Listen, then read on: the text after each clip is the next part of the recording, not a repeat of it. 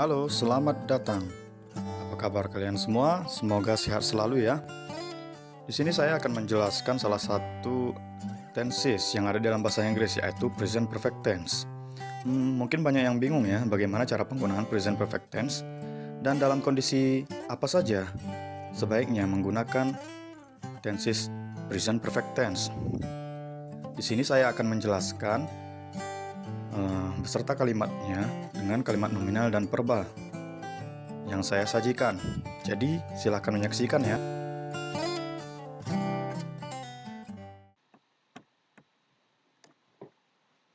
It's time to learn English. Present perfect tense dalam bahasa Indonesia, waktu sempurna sekarang. Tenses ini digunakan untuk menyatakan suatu perbuatan, peristiwa, kejadian yang terjadi pada waktu lampau, dan masih ada hubungannya dengan sekarang, atau untuk menunjukkan suatu peristiwa yang selesai pada waktu yang singkat, atau baru selesai. Ingat, fungsinya adalah menjelaskan aktivitas sudah atau belum. Sebelum kita masuk contoh kalimat, perhatikan bentuk kalimat atau rumus nominal dan verbal. Ini berbeda ya. Rumus verbal adalah atau kalimat verbal adalah kalimat yang mengandung kata kerja, sementara kalimat nominal tidak mengandung kata kerja. Untuk subjek I, you, they, we menggunakan to be have. Sedangkan subjek she, he, it menggunakan has ya. Untuk membentuk kalimat tanya atau interrogatif, maka have atau has diletakkan di muka subjek. Untuk membentuk kalimat negatif interrogatif, maka setelah have atau has ditambahkan not, atau juga bisa disingkat seperti ini ya. Ingat sekali lagi, fungsinya adalah menjelaskan aktivitas sudah atau belum. Present perfect tense berikut ini adalah rumusnya, yang mana ada rumus nominal dan rumus verbal. Rumus nominal itu terdiri dari subjek, ditambah have atau has, kemudian ditambah been, kemudian ditambah objek, dapat berupa adjektif, adverb, noun, maupun time signal ya. Kemudian verbal, rumus verbal terdiri atas subjek, have, atau has, kemudian diikuti langsung oleh verb 3, kemudian ditambah objek, dapat berupa time signal, kata keterangan maupun kata sifat, atau juga kata benda. Rumus pola verbal tidak disertakan dengan been ya. Seperti rumus nominal ini menyertakan been, tetapi rumus pola verbal itu tidak disertakan been ya. Setelah have atau has, dia langsung verb 3. Contohnya di sini untuk rumus pola verbal di kalimat positif, subjek ditambah have atau has, kemudian ditambah verb 3. Di kalimat negatif, tinggal ditambahkan not. Subjek ditambah have atau has, kemudian ditambah not. Kemudian ditambah dengan verb 3. Pada kalimat interrogatif, have atau has diletakkan di muka subjek. Setelahnya ditambah dengan subjek, kemudian ditambah dengan verb 3. Untuk subjek Ayu Dewi menggunakan have ya. Kemudian subjek she, he, it menggunakan has. Seperti itu. Kemudian untuk tanda waktu atau time signal yang biasa digunakan dalam present perfect tense berikut ini. Ada banyak sekali time signal yang bisa digunakan, seperti contoh misalnya once, sekali, several time, beberapa kali, twice, dua kali, this week, minggu ini, this month, bulan ini, many time, banyak kali, dan seterusnya ya. Oke, kita masuk kepada contoh kalimat nominal ya. Di sini kita lihat kembali contoh rumus pola nominal itu terdiri dari subjek, have atau has, kemudian ditambah been, kemudian ditambah objek, dapat berupa adjektif, adverb, noun, maupun time signal. Untuk kalimat positif, saya menuliskan I have been here since morning, yang artinya saya sudah di sini sejak pagi. Mari kita identifikasi I di sini sebagai subjek, kemudian have been sebagai to be, kemudian ditambah adverb, here itu adverb, kemudian diikuti oleh time signal yaitu since, kemudian diikuti oleh adverb kembali yaitu morning. Ya, since morning sebagai objeknya, atau here since morning. Ini adalah kalimat nominal yang tidak mengandung kata kerja. Apabila suatu kalimat tidak mengandung kata kerja, maka disertakan been. Untuk kalimat negatif, di sini, I have not been here since morning. Di sini tinggal ditambahkan not ya. I, subject, have to be, kemudian ditambah not, kemudian disertakan been, kemudian disertakan objek, here since morning. Di sini saya beri tanda merah, merupakan rumus yang wajib digunakan ya untuk present perfect tense. Kalimat negatif, I have not been here since morning. Artinya, saya belum di sini sejak pagi. Di sini dapat kita lihat, kita ketahui bahwa kalimat positif menandakan kejadian yang sudah. Adapun kalimat negatif itu menandakan kejadian yang belum. Seperti itu ya. Kemudian kalimat interrogatif di sini, have I been here since morning? Nah, di sini have diletakkan di muka subjek. Setelah to be, have di sini, kemudian diikuti oleh I sebagai subjek, kemudian disertakan been, kemudian diikuti here since morning. Jadi susunannya to be, subjek, adverb, kemudian adverb, dan seterusnya. Artinya adalah apakah saya sudah di sini sejak pagi? Dan yang terakhir itu adalah kalimat negatif interrogatif. Di sini tinggal ditambahin not ya dari kalimat interrogatif positif yang di sini. Dan di sini kalimat negatif interrogatif tinggal ditambahin not. Have I not been here since morning? Bukankah saya sudah di sini sejak pagi? Nah, di sini saya akan mencontohkan, misalnya kita ingin menanyakan sesuatu seperti itu. Misalnya, bukankah saya sudah di sini sejak pagi? Kemudian dijawab oleh teman kita, belum, kamu belum di sini sejak pagi. Nah, itu dia menyertakan kalimat negatif ya. Misal contoh, seperti itu penggunaan present perfect tense. Nah, untuk contoh selanjutnya, itu kalimat verbal atau kalimat yang mengandung kata kerja. Di sini kita lihat lagi, rumus pola verbal itu terdiri dari subjek, kemudian have atau has, kemudian verb 3. Kita lihat di kalimat positif, he has eaten your bread. Artinya, dia sudah makan rotimu.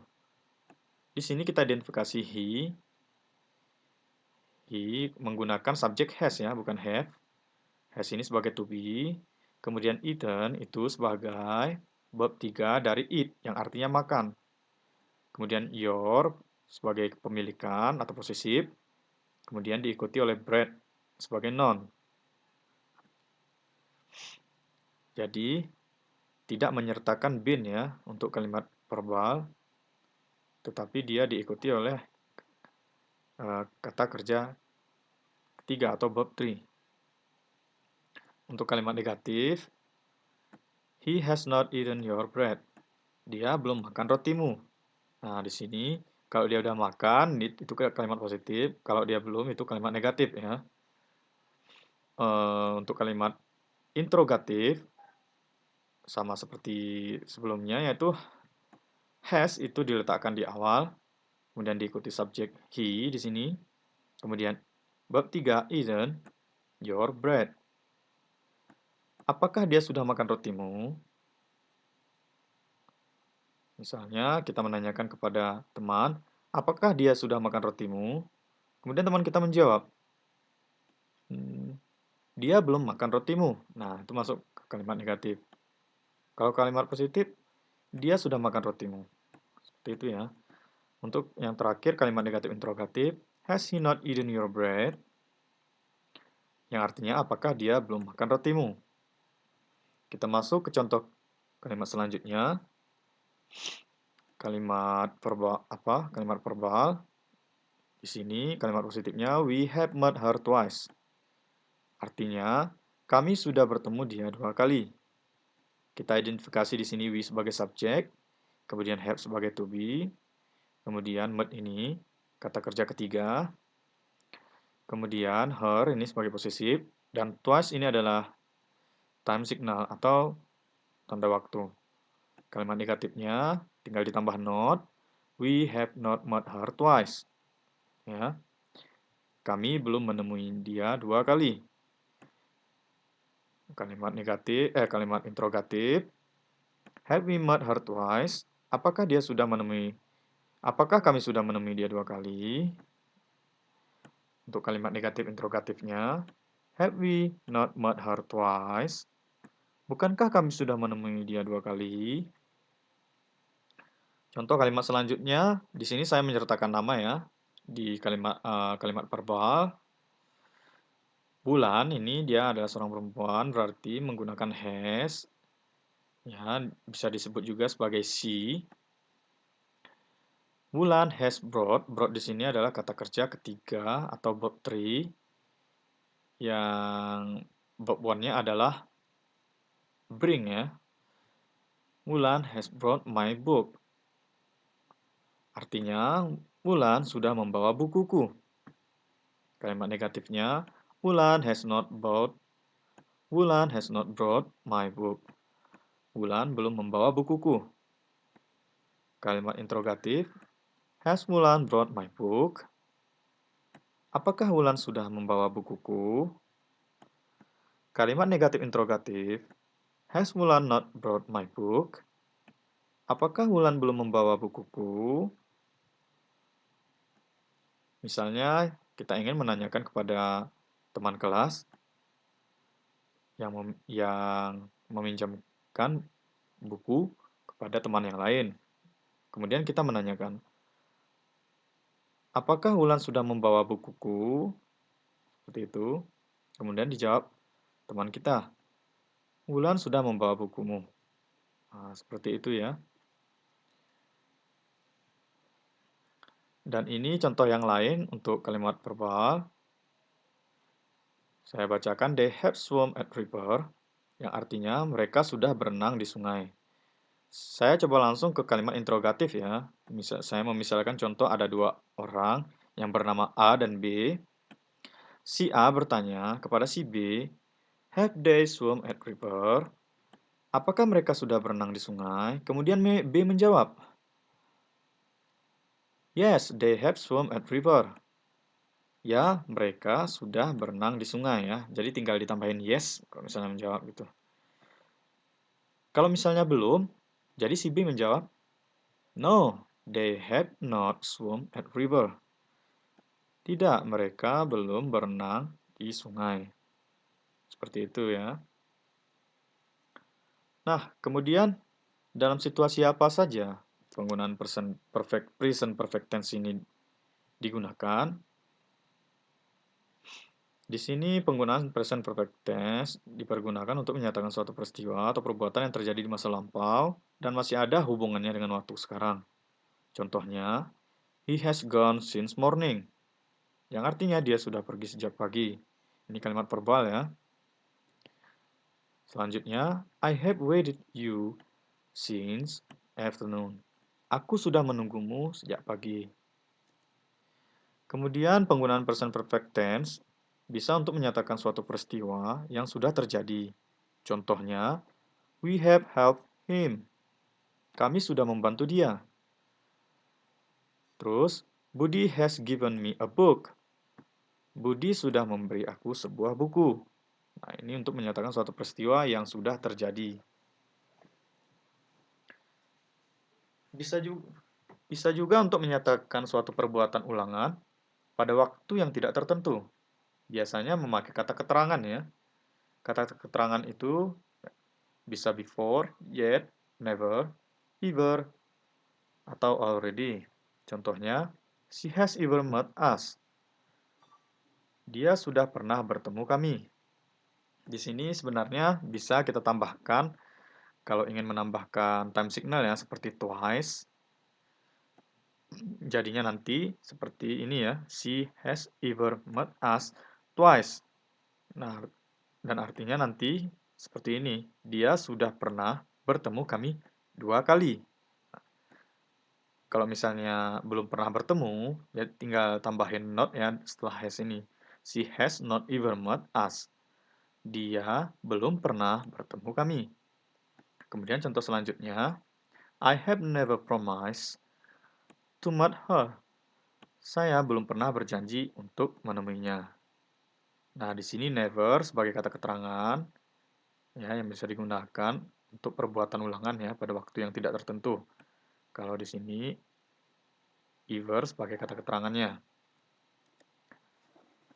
Present perfect tense juga digunakan untuk menyatakan suatu perbuatan yang selesai pada waktu yang singkat.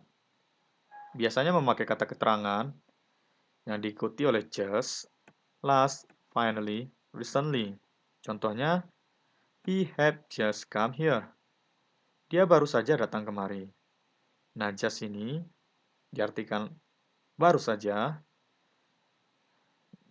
dan ini sebagai kata keterangan ya, yang biasa dipakai dalam perbuatan yang selesai pada waktu yang singkat. Kemudian contoh kedua, Mary has invited them recently.